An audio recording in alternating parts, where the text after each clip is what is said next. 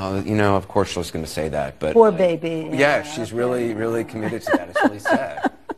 No, I'm not a poor baby. I'm more reptilian and cold-blooded and go in to win the election. We're going to take a short break. I want to talk to you more about President Biden and some other things. Thank you. No, I'm not a poor baby. I'm more reptilian and cold-blooded. This is my video update from Larnaca, Cyprus on this Friday morning, September the 15th. Let's talk about some news. And let's start things off with Elensky's trip to the United States. He will be attending the UN General Assembly meeting. He will be meeting with Joe Bidenopoulos, Greece's favorite son, and he will be roaming the halls of Congress, lobbying U.S. representatives and senators for money. That is the purpose of Elensky's trip. At least that's what they tell us. The collective West mainstream media, that's what they tell us is the purpose of Elensky's trip.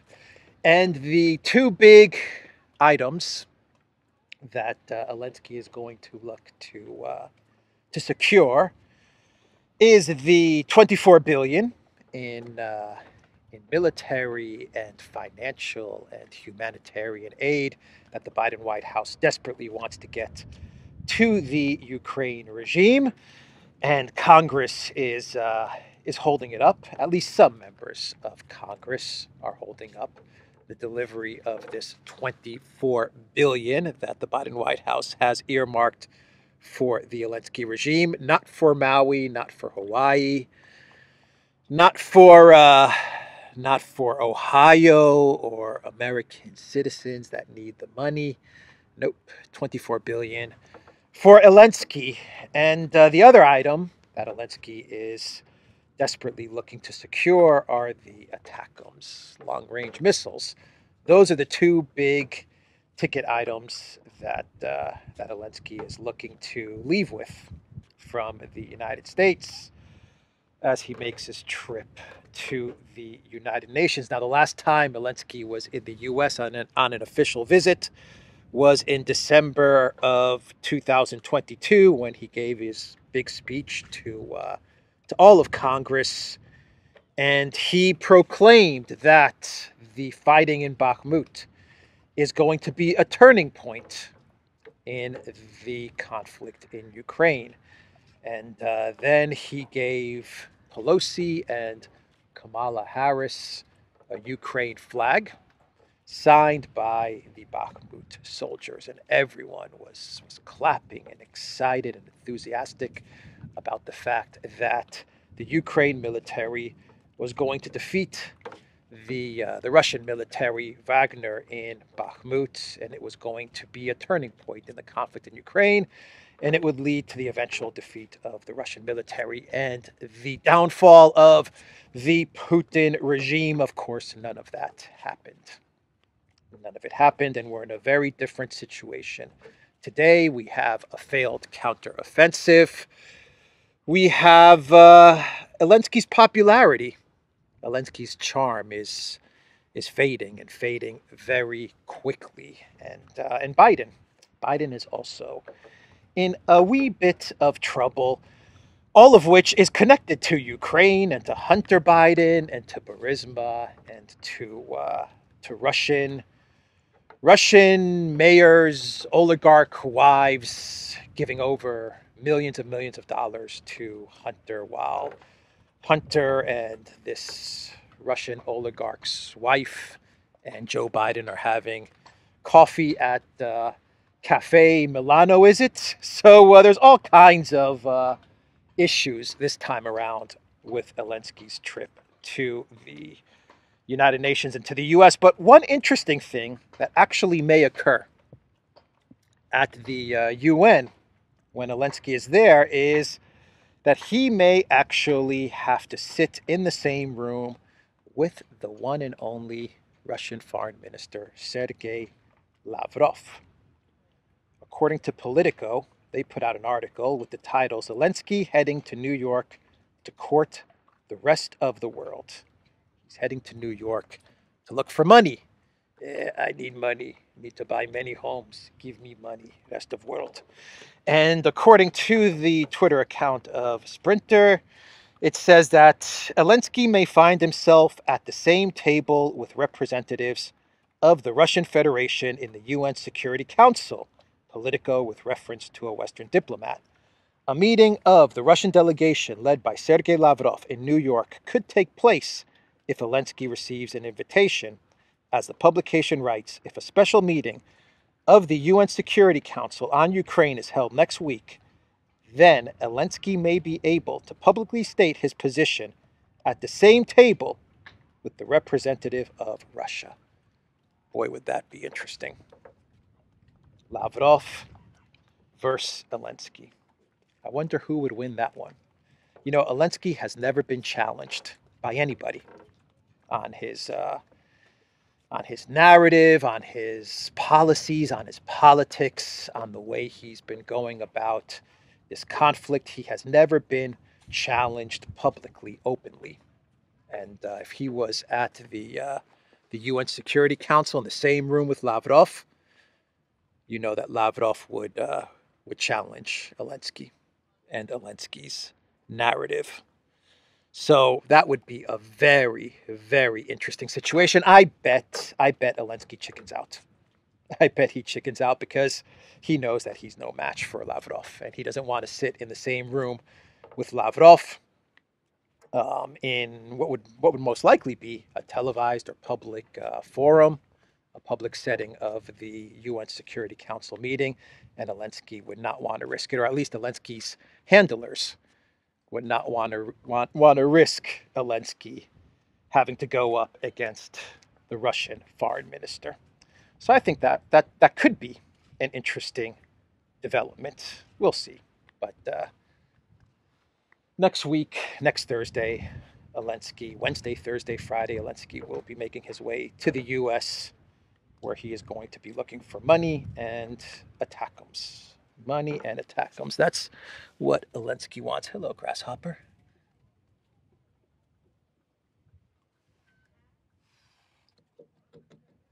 Mr. Grasshopper, do something. I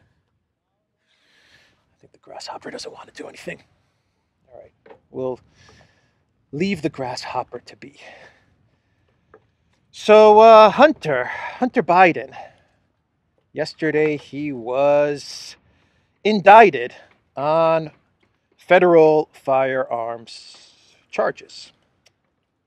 They got Hunter Biden. They finally got him. They finally got Hunter Biden. No, they didn't get Hunter Biden.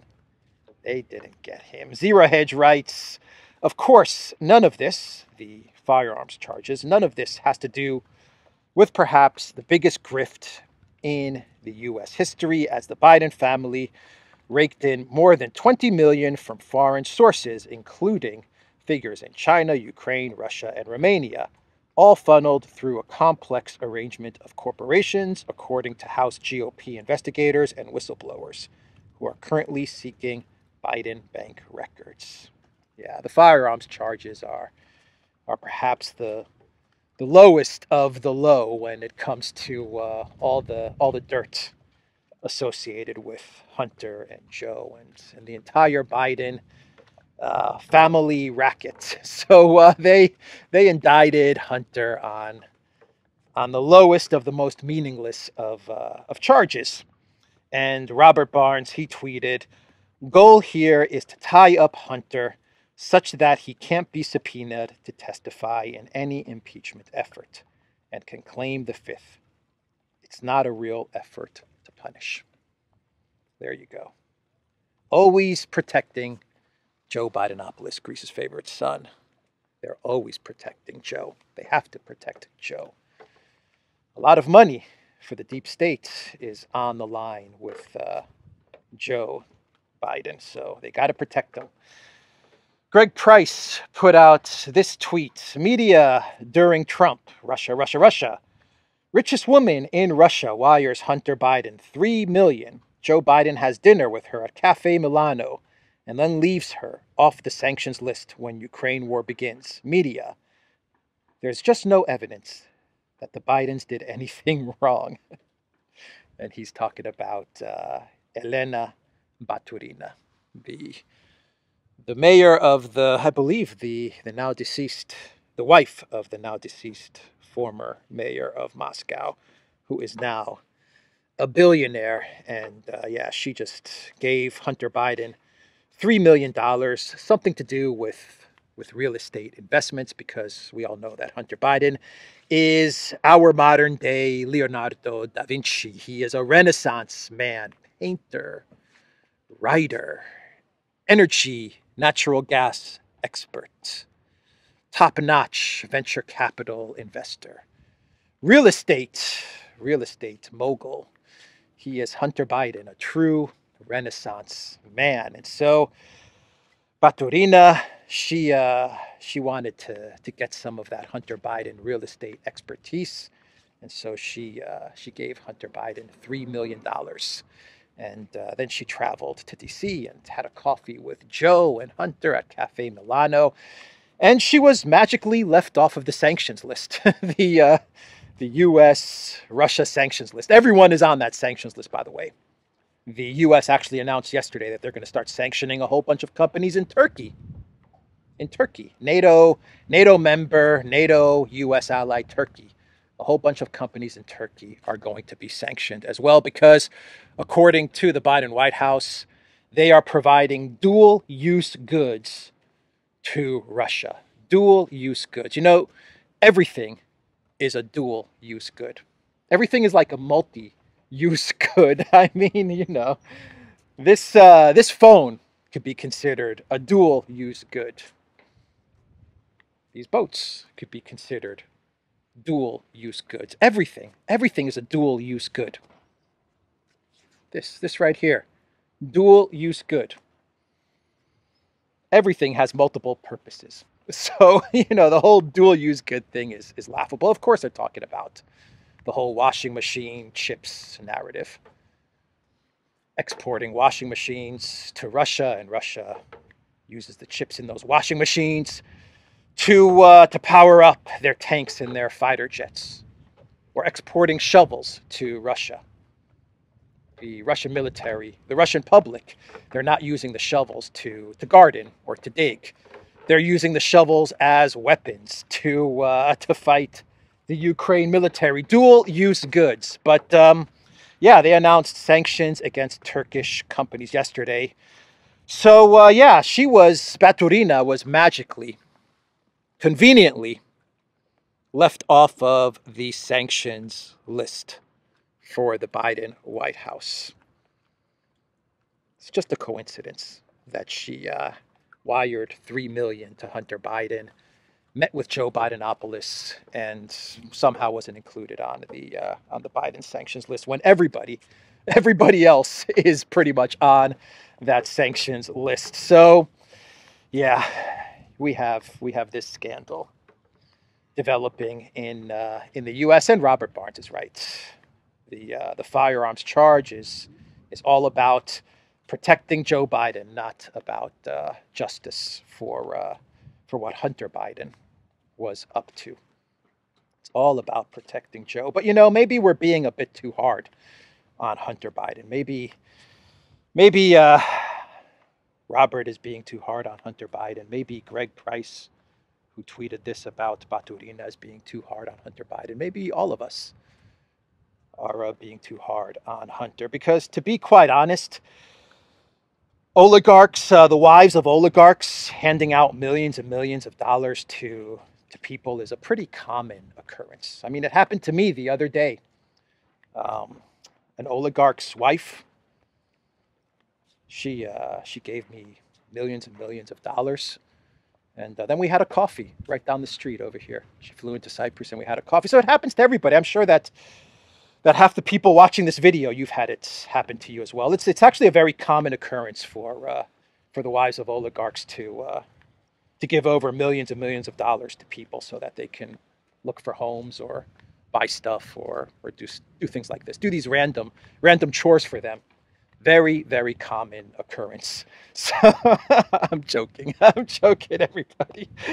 But yeah, so there's the Hunter Biden indictment. That was big news. And how about this tweet from Max Blumenthal? And it has to do with Blinken's announcement that he has appointed Penny Pritzker as the U.S. Special Representative for Ukraine's economic recovery. She will work with Ukraine's government, international partners, and the private sector to accelerate Ukraine's economic transformation. Great news, huh? Blinken has appointed someone to oversee Ukraine's economic transformation. That's great, great news. And then Max Blumenthal, he tweeted this. Penny Pritzker was on the board of Superior Bank, which her tax-evading family bought with $645 billion in government credits. It collapsed after a subprime scandal, costing 1,400 plus uninsured depositors their savings and forcing her to withdraw her 2008 nomination. Slava Wall Street. I think she was nominated by the Obama White House to take a position in Obama's administration, I believe. But anyway, she's one of these Wall Street billionaires who floats in and out of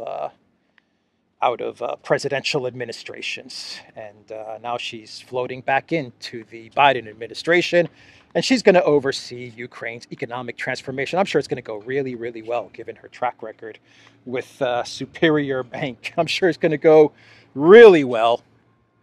Not for the people of Ukraine. It's going to go really well for the neolibs, the neocons, and for Wall Street, which is why Blinken gave her this position. So let's talk a bit about what's happening in Ukraine right now on the ground. A couple of quick stories to discuss. And these are kind of, I want to say rumors, but well, you decide. You decide what's going on here. We have the news that, and this has not been confirmed, but it's kind of all over the place on the interwebs. But there are the rumors, the news, speculation that the Elensky regime, the Ukraine military, has called on all civilians in the located close to the Dnieper, to evacuate.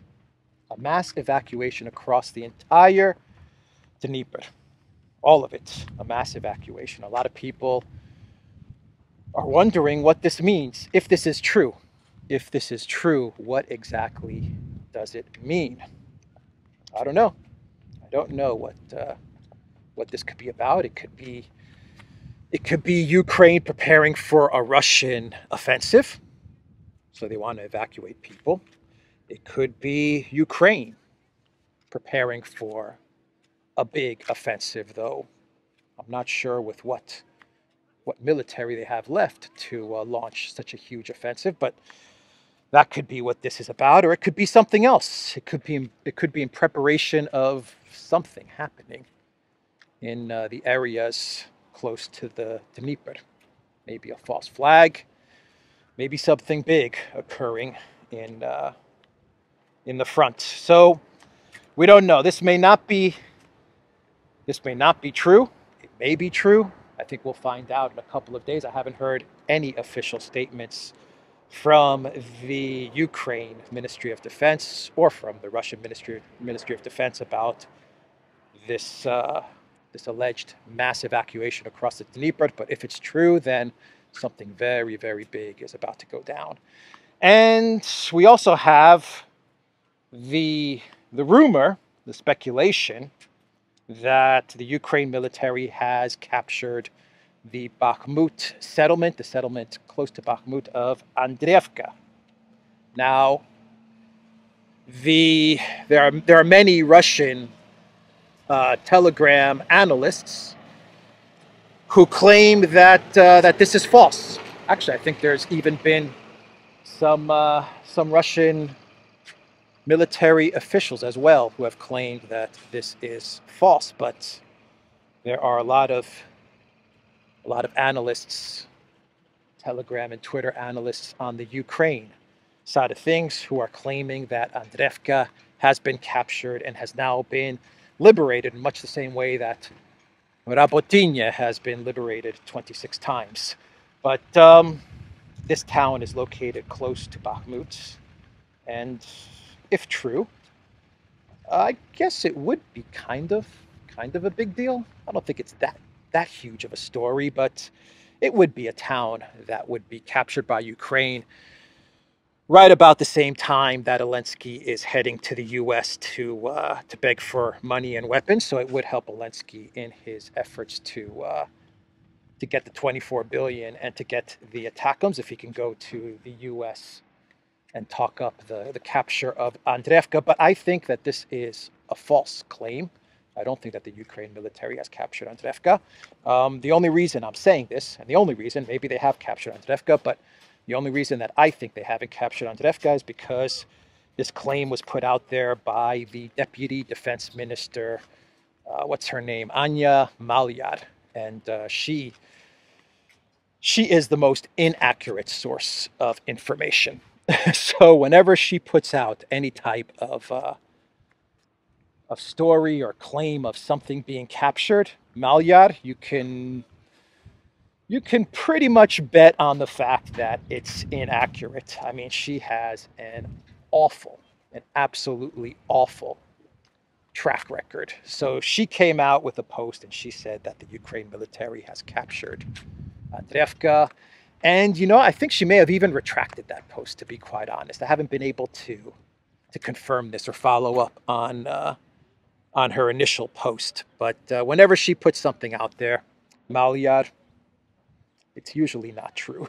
So that's the latest with what is happening on the front line. Everything else seems like it's pretty static, which means that Ukraine is losing in a big way, because if the front line, if there's not much movement in the front lines, then that means that Ukraine is not making any gains in their big super duper counteroffensive, which was supposed to reach Melitopol and Mariupol and the Sea of Azov.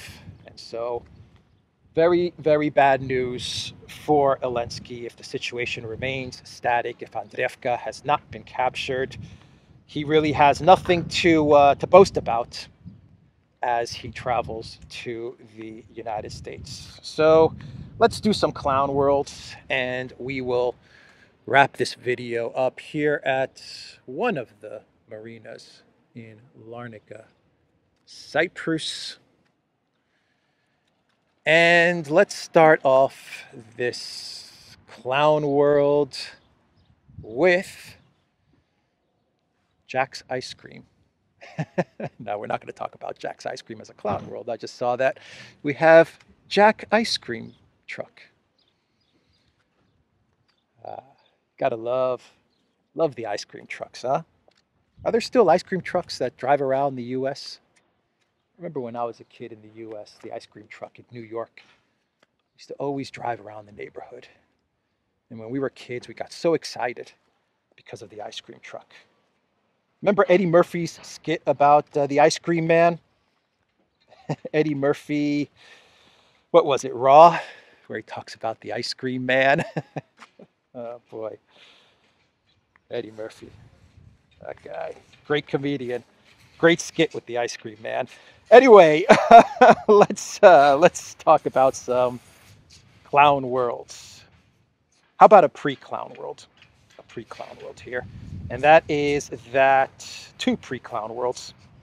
The first one is that there is a group in Russia, like a heritage patriotic group in Russia, which is petitioning the Russian government to seize the British embassy, actually the British ambassador's residence, not the embassy, the ambassador's residence in Moscow, because it's a historic building, and they want the building returned back to the city. And the reason that they want the building returned is because the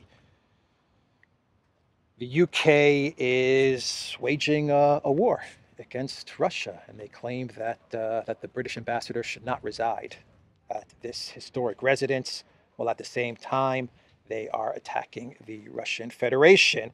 The Twitter account of Zlati says the residence of the British ambassador in the center of Moscow may be withdrawn in favor of Patriots. The residence of the British ambassador, located on Sofieskaya embankment, was under threat of repossession due to allegations that the UK supports Ukrainian sabotage and reconnaissance groups, which then attack Russia. The building, valued at approximately $30 million, was handed over to the British Embassy back in 1931. Now its return is seen as an act of reaction to the actions of Great Britain, which Russia recently recognized as an unfriendly state. The basis for this decision was that the UK is training members of Ukrainian DRGs. Members of these groups who were captured by Russia said that it was British specialists who conducted their training. Hello. People sometimes don't want to walk by me as I'm filming, but I don't mind. I just wonder if they mind, because they may be on this video. Maybe they don't want to appear on this video. So yeah, that's the first pre-Clown World. I don't know how I feel about this story. On the one hand, I say good.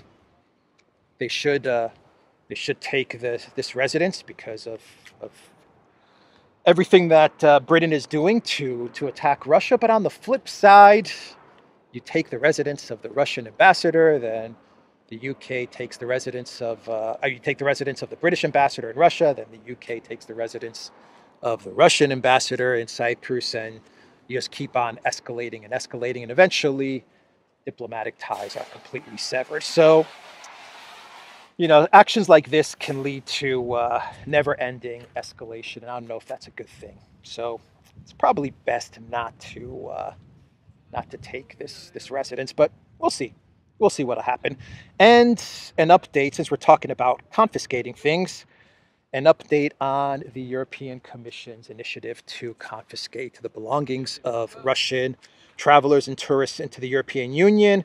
Yesterday, I talked about how the Baltic states are now implementing this directive from the European Commission, and they're confiscating the personal belongings of Russians traveling into the European Union, starting with automobiles. Well, Italy has weighed into this issue, and they said that they will not confiscate personal property of Russians. Italian authorities will not confiscate the cars and personal belongings of Russian citizens entering the country, said the president of the Association of Italian Entrepreneurs in Russia, Vittorio Tomberini. He called the European Commission's regulations prohibiting Russians from importing vehicles and personal belongings into the EU, including smartphones, laptops, cosmetics, suitcases, and even personal hygiene products, provocative. He called it provocative. So that's an update there. So you have the Baltic nations, they're confiscating, and you have Italy saying, we're not confiscating. We're not confiscating nothing. We're not confiscating a thing. We'll see. We'll see if Nuland calls up Maloney and says, Georgia, what's this nonsense about not confiscating Russian tourists' personal belongings? You work for me, Georgia Maloney, so you better start confiscating. So we'll see if the State Department calls up Georgia Maloney and Italy backtracks from this statement that they're not going to confiscate Russian personal belongings. So that's an update there. And finally, let's get to our clown world, and it has to do with Kim Jong Un. And he has been added to the Ukraine kill list website, Mirotvorets, or the site ironically known as the Peacemaker website. So Kim Jong Un has been added to the Peacemaker Mirotvorets website. I can't 100% confirm this, but it looks legit. And it does sound like something the Mirotvorets guys and gals who are nothing more than Elensky government officials and Langley officials, and from what I understand, Polish officials, if you go by the addresses on the website as to where this organization is located or funded or where the servers are running from, Langley and Warsaw and Kiev. Anyway, it looks like they're upset with Kim Jong Un, and they have placed him on the Mirotvorets kill list. Anyway, that's the clown world, everybody. How am I doing on time? Doing really good on time. Should we do one more clown world? Let's do one more clown world, and we'll wrap this video up. How about this tweet from Big Surge? Rolling out kit for women has always been seen as a sign that you're winning a war, of course. And he's referring to the presentation of body armor specially designed for women, a long overdue initiative with 5,000 women serving in combat roles. This is essential for better protection. Even Princess Olga Monument is wearing one too. So the Elensky regime, they're promoting the fact that they're going to be they're going to be fitting women soldiers, women fighters, and send them to the front lines. I think the first stage is nurses and pharmacists and doctors, but it's going to ramp up after that. That's my hunch on this story. Eventually, it's going to be just about everybody as this continues to go badly for Ukraine, but they're trying to make it seem like fitting women for combat is a positive thing. It's a good thing. They even had a statue of Princess Olga with like a protective vest, protective gear. You know, another PR move, because everything the Elensky regime does is all about PR and promotion and gimmicks and stuff like that. So they put this military gear on the Princess Olga monument, the Princess Olga statue. But as Big Surge says, rolling out kit for women has always been seen as a sign that you're winning a war, of course. Not a good development. Not a good development at all. Anyway, that is the video, everybody. TheDuran.locals.com. We are on Rumble, ODYSEE, BitChute, Telegram, and Rockfin, as well as X, and go to the Duran shop. 10% off. Pick up a hat. I'm wearing my Greek Duran hat today. Use the code GOODDAY and like this video, share this video, subscribe to this channel if you want. Maybe pick up an ice cream, a milkshake, a frappe, a slush puppy, freshly made just for you. All right, everybody, take care.